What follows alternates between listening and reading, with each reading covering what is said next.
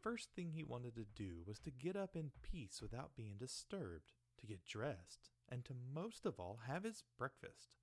Only then would he consider what to do next, as he was well aware that he would not bring his thoughts into any sensible conclusions by lying in bed.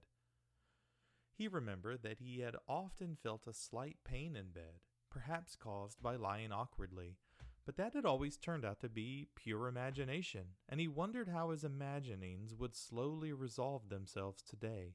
He did not have the slightest doubt that the change in his voice was nothing more than the first sign of a serious cold, which was an occupational hazard for a traveling salesman.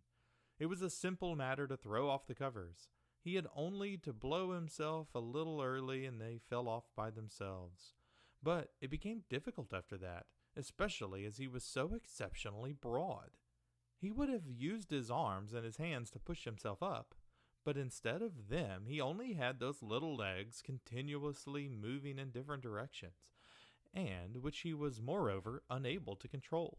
If he wanted to bend one of them, then that was the first one that he would stretch itself out.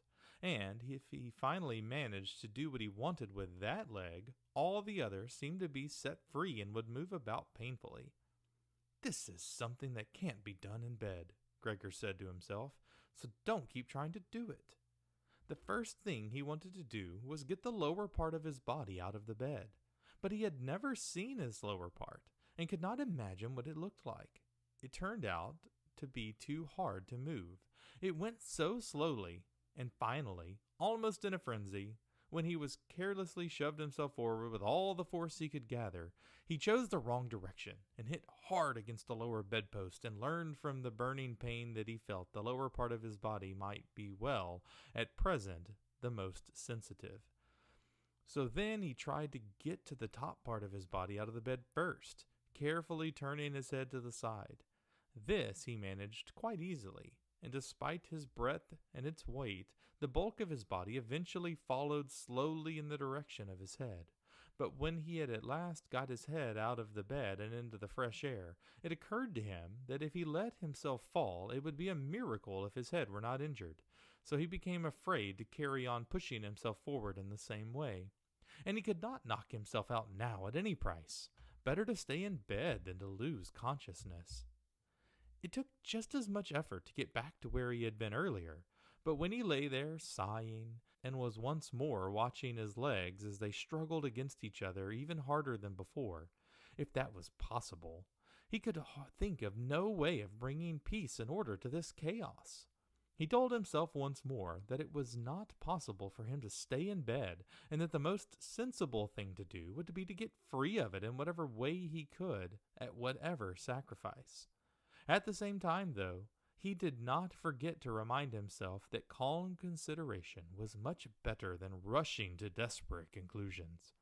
At times like this, he would direct his eyes to the window and look out as clearly as he could. But unfortunately, even the other side of the narrow street was enveloped in morning fog, and the view had little confidence or cheer to offer him. 7 o'clock already, he said to himself when the clock struck again. 7 o'clock, and there's still a fog like this. And he lay there quietly a while longer, breathing lightly, as if perhaps he expected the total stillness to bring things back to their real and natural state. But then, he said to himself, before it strikes 7:15, I'll definitely have to have gotten properly out of bed, and by then somebody will have come around and from work and to ask what's happened to me, as they open up at work before 7 o'clock. And so he set himself to the task of swinging the entire length of his body out of the bed, all at the same time. If he succeeded in falling out of bed in this way and kept his head raised as he did so, he could probably avoid injuring it. His back seemed to be quite hard, and probably nothing would happen to falling onto the carpet. His main concern was for the loud noise he was bound to make, and which even through all the doors would probably raise concern, if not alarm. But it was something that had to be risked.